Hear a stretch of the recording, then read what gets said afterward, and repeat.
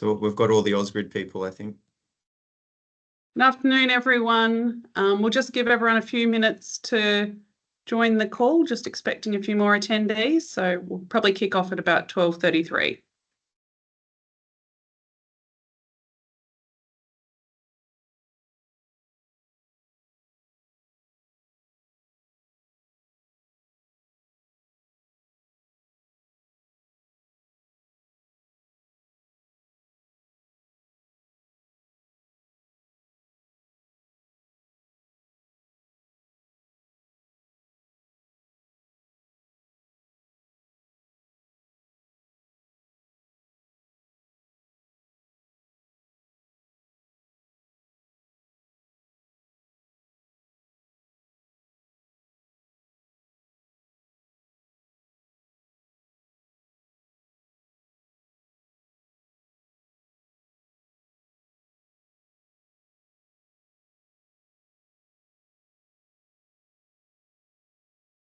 Thanks to those just joining. We're just giving it a few more minutes to let a few more people in. Thank you.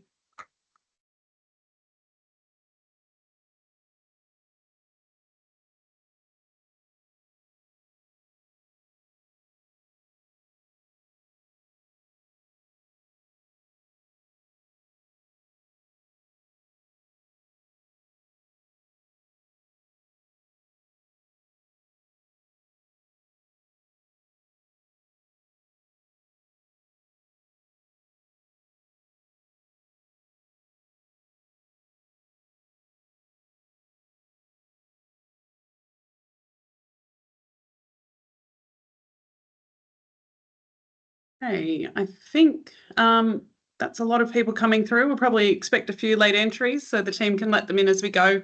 But good afternoon and welcome to Ausgrid's webinar on the Hunter Central Coast Renewable Energy Zone Network Infrastructure.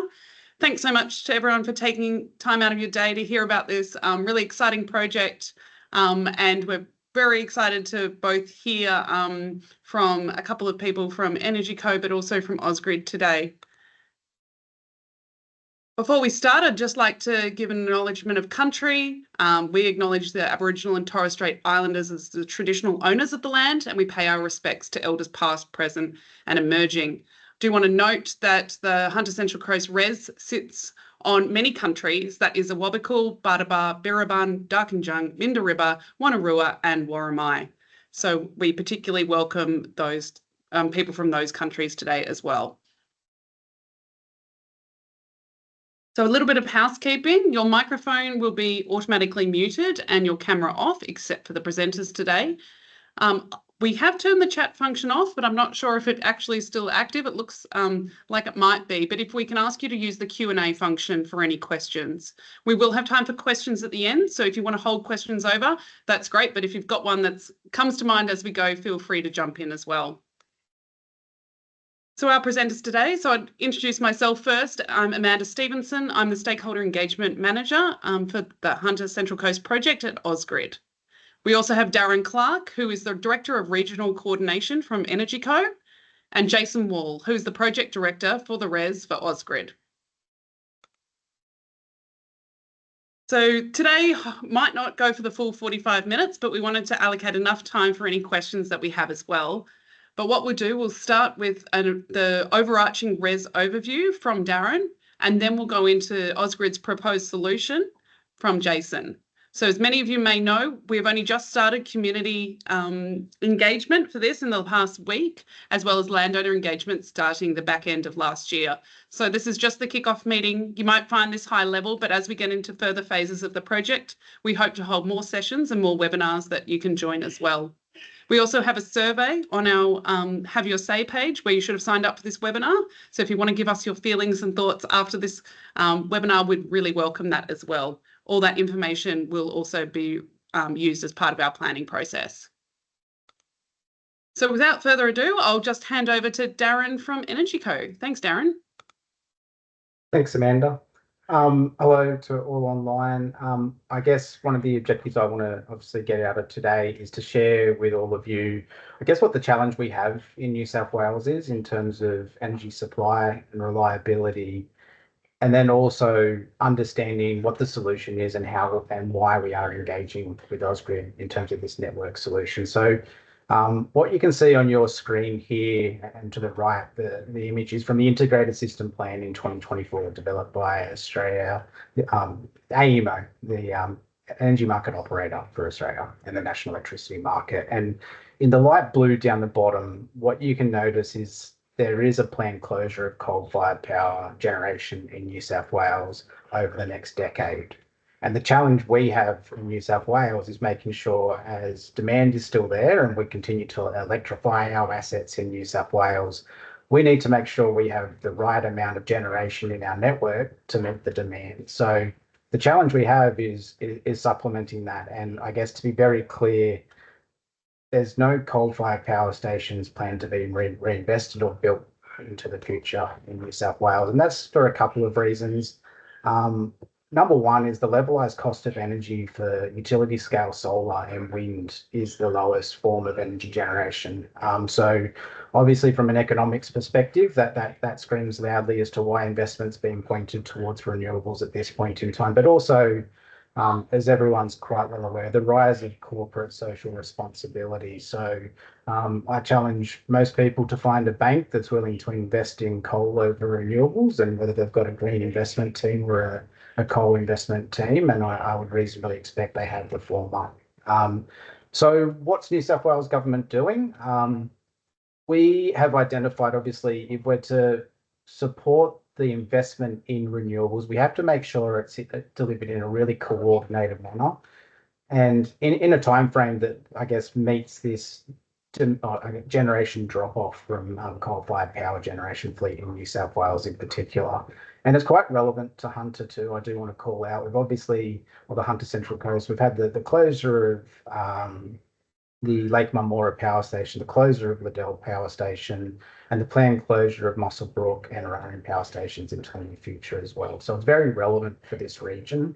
But our objective in New South Wales government, and if it as a reference document that I would encourage you all to have a look at, it would be the New South Wales Electricity Infrastructure Roadmap. What that details is New South Wales government's plan as to how we can secure the right amount of generation. 12 gigawatts is the target by 2030 of new generation connected onto the network, and 2 gigawatts of long duration storage by 2030 also. But also details some of the other strategies at play around how do you start to deal with the demand side as well. So it's a really good reference document to get a really holistic view around what New South Wales government's trying to achieve. But the real clear message here I want everyone to be able to take away is that New South Wales government is very much focused on transforming our energy system to one that's focused on clean, reliable, and affordable electricity, premised on utility scale solar, wind, and storage solutions. Thanks. Next slide. So one of the key questions a lot of you may have is, who is EnergyCo and how do we fit into this? EnergyCo has been stood up as part of this, I guess, rollout, and the Electricity Infrastructure Investment Act requires us to basically deliver the renewable energy zones. And what's a renewable energy zone is probably your other question. Think of a renewable energy zone like the modern day equivalent of a power station. So as opposed to the coal-fired power assets you see, particularly as you drive out along the New England Highway, it's a combination of wind farms, solar farms, battery energy storage solutions, and pumped hydro located within a regional area. So on the screen, you can see there, New South Wales government has identified and declared 5 renewable energy zones at this point in time. To the bottom of New South Wales, you can see the Southwest Renewable Energy Zone that really seeks to leverage some of the upgrades that Transgrid, the high voltage operator in New South Wales, is delivering in that region. Into more the central New South Wales, you can see the Central West Orana, which was the first renewable energy zone to be approved by the state government in terms of planning approvals, and it's going to be commencing construction basically from next month. So it's really ramping up. It has about 6 gigawatts of intended network capacity. Above that is the New England Renewable Energy Zone. It's the largest of the lot. It has an intended transfer network capacity or generation capacity of 8 gigawatts. And then there's the Illawarra that you can see, the little small dot to the south of the Sydney Metropolitan, which hasn't been declared really in terms of intended network solutions or capacity or what we need to deliver, but largely premised of potential for offshore wind in that location. The Hunter Central Coast Res is the one that obviously we're focused on, and I'll go into a bit more detail around the specifics of that at a later point in time. But I guess principally, EnergyCo is responsible for, as the infrastructure planner, to look at the most efficient way we can utilize existing infrastructure or build new infrastructure to enable all that new generation to be connected into the national electricity market and consumed by the consumers across New South Wales. Next slide, thanks. The Hunter Central Coast Renewable Energy Zone was declared in December of 2022. And you can see in that grey shaded area, that is the, I guess, the defined area of where this renewable energy zone is premised.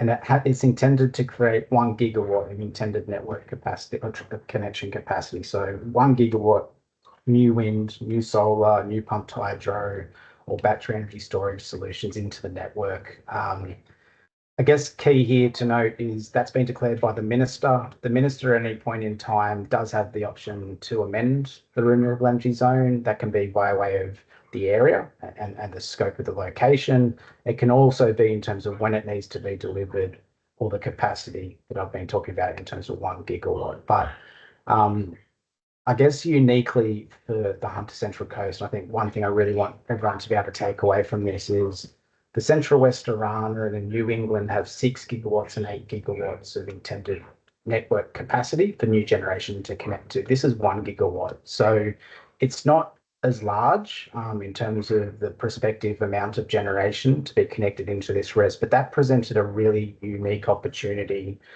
for EnergyCo to look at very innovative ways to deliver this res. And when I say innovative is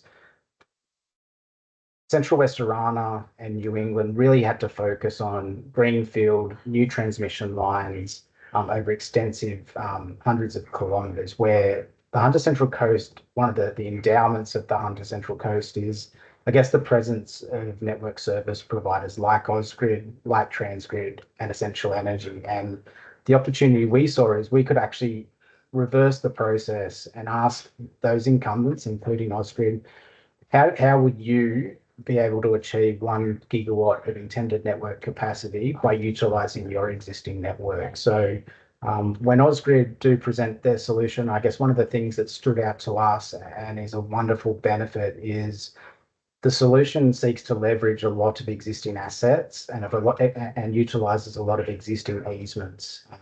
Significant benefit in terms of community disruption minimisation, utilising existing landowner relationships, and naturally a reduced impact on the environment and capacity to deliver effectively and efficiently. So that was some of the highlights that really drew us to the proposal from Ausgrid. And I guess key here is we have engaged Ausgrid under a commitment deed, which basically identifies Ausgrid as the preferred network operator for this renewable energy zone and delivering the network solution that they will talk to very shortly. So we're really excited. I think, I guess one key takeaway for everyone else, everyone online, is also when you think of the renewable energy zones and the location of the Port of Newcastle, the Hunter is going to be the beating heart of this renewable energy transition because so much equipment is going to be delivered through that port. So we, between EnergyCo and Ausgrid, have had a lot of really productive conversation around how do we maximise those opportunities for the Hunter. And we're really excited to make it obviously a great place to invest in renewables and storage projects, but also tapping into those logistics and supply chain opportunities that come with such a significant level of investment. Thanks. And I can probably talk very quickly. As I stated, we have engaged Ausgrid under a commitment deed, which basically provides Ausgrid the opportunity to now act as the proponent for delivering their proposed network solution that they'll walk through. Again, I do want to reinforce that as New South Wales Government and EnergyCo having obviously such a reputable partner, with really strong demonstrated delivery capability, presence, strong brand recognition, and those relationships and supply chain partnerships that they have really gives comfort to New South Wales government that we have obviously the ability to deliver this by mid-2028. But also just, as I said, maximising the opportunities to deliver a really efficient project that the region absolutely benefits from in terms of jobs, employment, and reliability supply. Thanks. Great. Thanks so much, Darren, and a great overview of both the RES as a whole, but also our excitement as well as Ausgrid to partner with EnergyCo. I'd like to now hand over to Jason Wall, who is the Project Director for the RES project at Ausgrid. Thank you, Jason. Thanks, Amanda and Darren, and g'day all. I guess just going back to that picture that was on the slide, the previous slide, there'll be a few pictures in the slide pack that we go through, but basically these are representative of the existing Ausgrid network assets and the existing transmission line corridors that we have that we're intending to reuse as part of our solution for the Hunter Central Coast RES.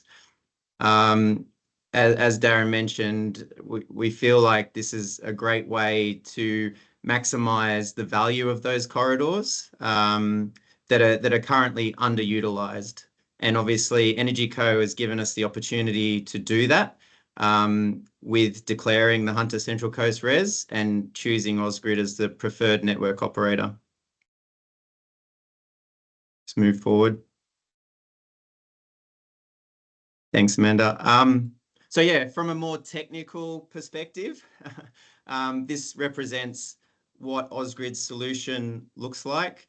The work that Ausgrid has proposed to deliver involves the construction of 2 new switching stations or substations. They're represented by the orange squares that you see on that overview in the middle. So we have 1 new switching station to be built at our existing Muswellbrook substation site, and then another switching station to be built on the northern edge of Lake Liddell. We're calling those substations Sandy Creek and Antene. Sandy Creek is the Muswellbrook one and Antene is the Lake Liddell one. Those particular locations are relevant because that is essentially where the connection points to the renewable generation are aggregated and then pass into Ausgrid's network and the broader energy network. There's also a purple line there which runs from Muswellbrook down to that new substation at Lake Liddell. That's proposed to be 15 kilometres of new underground fibre links. I'll get into it a bit later, but part of Ausgrid's solution includes reinforcing the communications channels within the energy network. Part of the transition to renewable energy from coal-fired power plants as a hub pumping back into the network, we're having more distributed energy around the network, and communications and control of that energy and those connection points is essential to that reliability question that Darren pointed to. So part of our solution is actually reinforcing the communications channels within the energy network as well. And then we also have the red lines, the red dotted lines. So those represent essentially what is the increased capacity we're connecting through 2 key points on the network. So there are 2 key points that we're feeding energy into, one being the Muswellbrook bulk supply point that is a Transgrid substation, and also the Newcastle bulk supply point. And essentially what that means is we can deliver 600 megawatts of extra supply capacity into the Newcastle load area, and also 400 megawatts of extra supply capacity into the Upper Hunter and Muswellbrook area. And in a short way, what that really means is that these these connections and this supply will help support the industry and community of those specific areas. So one of the unique aspects of this particular res with the Hunter Central Coast is that the work that we are doing will directly benefit those local communities and industry. You want to move on, Amanda? So by the numbers, we're planning that extra 1 gigawatt of capacity. We're also upgrading that 85 kilometres of existing sub-transmission power line corridor. We're building those 2 new subs. We're also needing to augment 2 existing substations to facilitate the connections of those new transmission lines and also the communications fibre that I talked about. This is a really good comparative slide.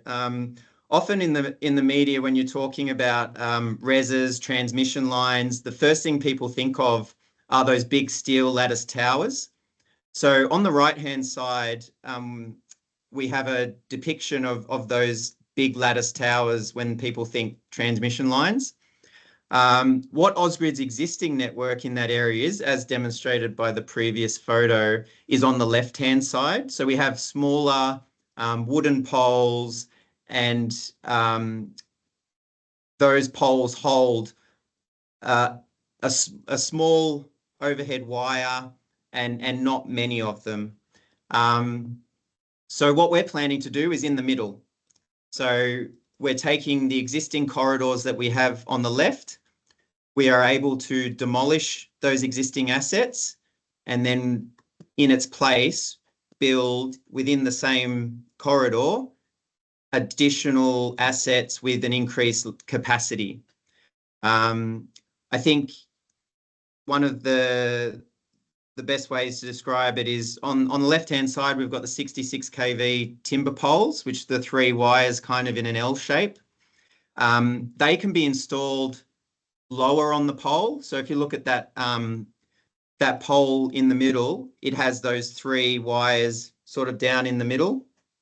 I don't know if you can point to that, or I can point to that. To the right, Amanda. Yeah, a little bit more to the right. Yeah, those 3 things represent what's existing on the left-hand side. And then above that, we can install 2 new sets of transmission lines, which essentially give us that 600 watts of additional capacity. So we're talking about, whilst we say we're using existing corridors, we're trying to mitigate the impact on the community. I think it's clear from these diagrams that, you know, there will be visual impacts. There will be changes to what our community members see on their properties or in the street. Whilst we're within existing corridors and don't necessarily need to clear new pathways, the poles that we will be using will be taller and also wider and have additional wires on them. But in developing this project and the options that we had, we felt that this was the best way to deliver the ask for the 1 gigawatt and trying to minimise the impact.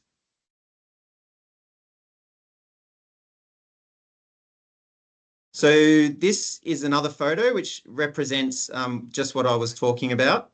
On the left-hand side, we have that existing 66 kV line on a timber pole. Our proposal is on the right-hand side where we replace that timber pole with a steel pole, which is a bit stronger and can hold more wires. And obviously quite a few more wires on that pole to deliver that extra capacity.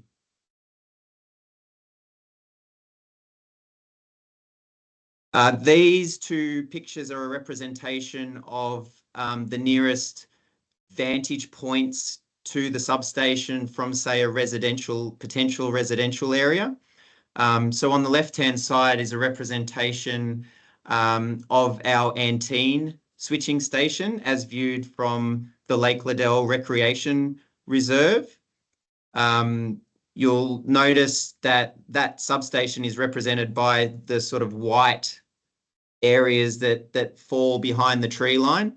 And that sits between Hebden Road and the shore of Lake Liddell. Some of the work these are early concepts that we developed as part of our submission to EnergyCo. And then also on the right-hand side is a view of the future Muswellbrook switching station, which is located on Ausgrid's existing land, slightly to the sort of southeast of where we currently sit. We've got an existing substation there. So you can see beyond the trees, there'll be a fenced switching station, and that's just a representation there. I might just touch on it now, which is essentially Ausgrid signed the commitment deed with EnergyCo on the 18th of December. So we've officially been responsible for developing the detailed design and undertaking the community consultation, the environmental approval process for approximately 6 or 7 weeks now. And obviously these webinars and the community consultation that Amanda talked to earlier really is upfront with our development process. Obviously, as part of our submission to EnergyCo, we needed to do some initial concept work to demonstrate that what we were planning to do was feasible. And these are all sort of outcomes of that early feasibility work. And as Amanda said, we have a process moving forward of conducting a review of environmental factors, which will take into account ecological studies, design, noise, amenity, all those different factors, community consultation and feedback into the design and eventual construction of our project.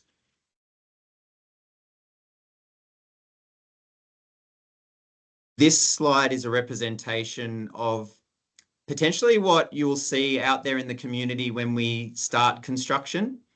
We're planning to kick off construction in February 2026. And what that will involve is mobilisation of a number of Ausgrid people, contractors, plant and equipment. And again, Darren touched on this. You know, the Port of Newcastle will play a big part in all of this. We've got approximately 1,000 big steel poles to deliver to the site across the 85-kilometre corridor. We'll have a number of, and obviously this won't all be happening all at once, but over a 2 or 2.5 year period. You'll see some trucks moving through, you'll see piling rigs, you'll see wires delivered to site on big drums. One of the interesting things about this project is we're proposing to use helicopters to string our wires. We're hoping that that'll be a significant part of the efficiency of doing our project. We appreciate there'll be some areas where we won't be able to use helicopter stringing, but we're expecting that, through consideration of work methodologies, safety, impacts on the landowners, and their farming activities, we should be able to use helicopters to, in an efficient way, get in and out to deliver this project as quickly as we can with as little disruption to our community and landowners as possible.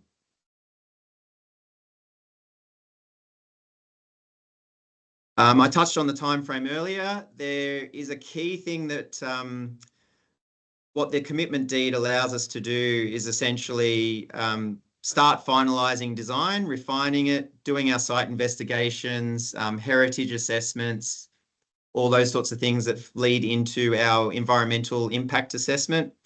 The planning process that Ausgrid is also able to utilise, because we're using existing corridors, is our Part 5 in the Environmental Planning Assessment Act, powers, which essentially means that we can do everything that you would usually do as part of a state significant development or other planning approval process, but Ausgrid ultimately determines whether or not the project can proceed.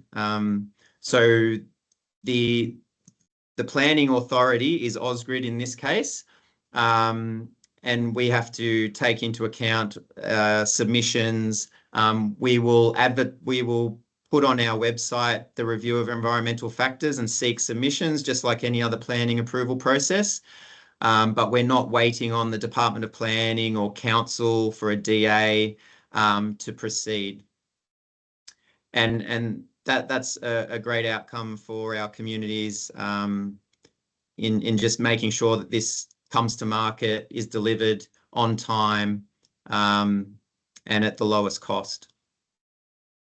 So we're in that really early phase right now. We're talking to the community, getting their feedback.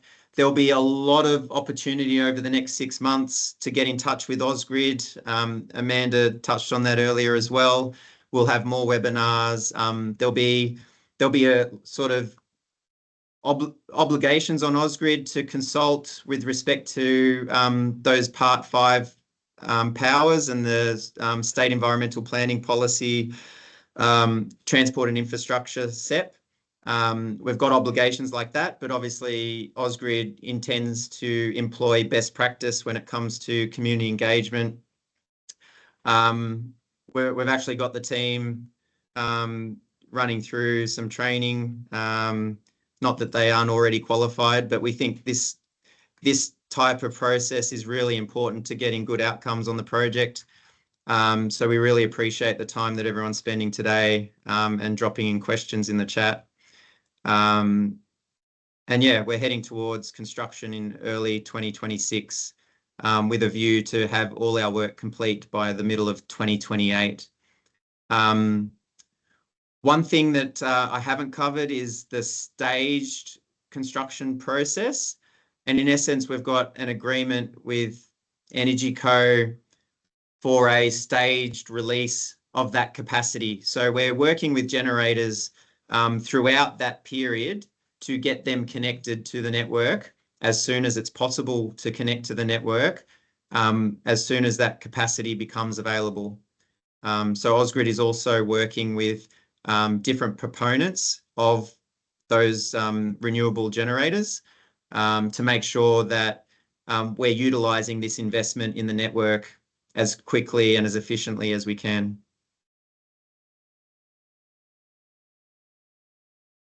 Great, thanks. And I'll just throw back to Darren for the final slide before we go to questions. Thanks, Amanda.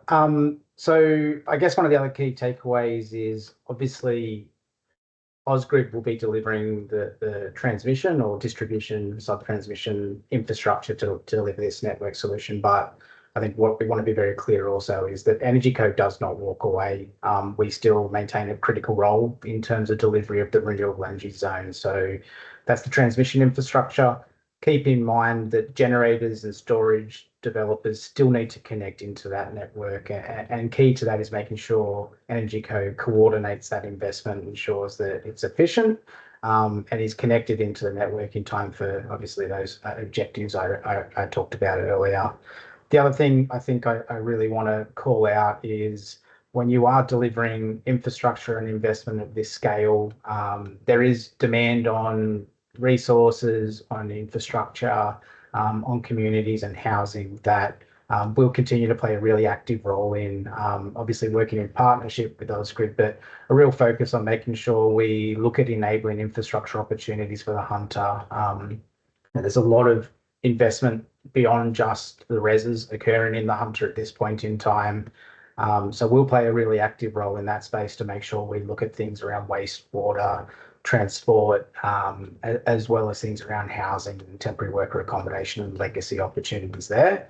But also, and I've touched on it earlier, it's a once in a lifetime sort of investment in terms of this renewable energy transition. And I've called it out already, but one of my objectives is to make sure the Hunter can absolutely tap into this investment given it plays such a critical role in terms of what's coming. And we're really keen to partner with business, partner with industry to make sure the Hunter is very well positioned to succeed in that regard. So, yeah, thanks for taking the time to listen, and pass over to Amanda for questions. Great, thank you. We've got a few questions that have come through. If you can use the Q&A function, it is a bit easier to follow than the chat function, so that would be appreciated. I am conscious of time, so we won't be able to get to all questions today, but if you feel that your question isn't answered, feel free to make sure you email the team, or we'll also be publishing this presentation as well as FAQs on the website as we go forward, and we can alert you to that as well. So the first question that will come through is, like, who will determine, based on the final cost estimate, that this project will deliver a net benefit to New South Wales consumers? Jason, do you want to talk about the regulatory process required? Sure, and Darren, feel free to jump in if I get any of this wrong. But yeah, good question. Essentially, the next 12 months involves Ausgrid pulling together a regulatory submission. So long story short, this is going through sort of what they call a non-contestable process in the EII Act. Energy Co has made a recommendation to the consumer trustee that Ausgrid is the preferred network operator for the Hunter Central Coast Res network infrastructure. We've obviously put forward a costing of the project to Energy Co as part of our submission. That's been reviewed by Energy Co. They've put forward a recommendation to the consumer trustee. They represent the consumers of New South Wales in the sense of, will this provide a net benefit to the consumers of New South Wales, and should they pay for it? And then the consumer trustee, we're hoping in late April, early May, will make a recommendation to the AER as to what a suitable capped pricing would be for this project, or what an upper limit for the project should be based on, you know, the benefits. And that allows Ausgrid to then make our regulatory submission, which is separate to our normal 5-yearly reg process. These assets will be held as a separate regulatory asset base for a period of time. And obviously the regulator has an opportunity to assess, you know, whether our costs are efficient or reasonable. And there's a process. So over the next, essentially, I think we've got about 11 months left to get that approval. We're hoping by the end of November or December that the AER will make a determination, a favourable determination, to ensure that this project can then move on to a delivery phase. So once that determination comes out, we then move on to sort of a project deed execution with Energy Co. And then obviously Energy Co has an ongoing oversight on our delivery of the project and holds us to account for delivering to the timeframes that we have said that we will deliver to. Thanks, Jason. Darren, did you have something to add to that? Yeah, I think Jason's really eloquently outlined, obviously, the regulatory nature and I guess robustness of this process. I think key to also note that one of the things New South Wales government has identified is that if you leave it to individual generators to connect into the network without, you know, a coordinated investment approach in network infrastructure, it becomes very scattergun. You know, there'd be significant augmentations at the cost of those individual generators that certainly are passed on to energy consumers, but it affects project viability, and it also affects the timeliness of those deliveries. So in terms of net benefit, we're still dealing with that challenge. So we have to make sure it's actually available when energy consumers need it in New South Wales, coupled with the fact we need to make sure that that cost to energy consumer is efficient. And I think one thing in just general sort of energy economics, the more competition you have in the marketplace in terms of generation, the better it is in terms of pricing. So we're really trying to make sure we can connect in as much generation and generation sources to create that healthy competition. Thanks, Darren. Got a couple of questions that are similar around local content and supply chains. Queries around the poles and the wires being made locally, are they Australian companies, or can you answer that one, Jason? Yeah, no, I can. We, as part of our bid, had to put in a sort of an industry participation plan to Energy Co. As part of that plan, and as part of a unique feature of our bid, we've looked to source locally for a lot of our supply chain, or as much as we possibly could. As probably everyone on this call can appreciate, there's limits to that. The poles themselves, we're sourcing essentially from China. That's where most of these steel poles come from, where they're manufactured, have the supply chains in place to deliver those poles.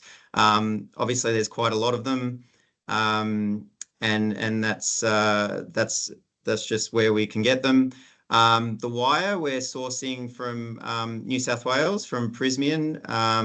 They have, thankfully, we have that as a potential, manufacturing in New South Wales, and we've sought pricing from Prysmian for a local supply, and that's what we've included as part of our offer, and that's where the wires will be coming from. Obviously, as a project of this size, we'll source materials from all over the place. There's a lot of subcontracted services that we haven't sourced yet.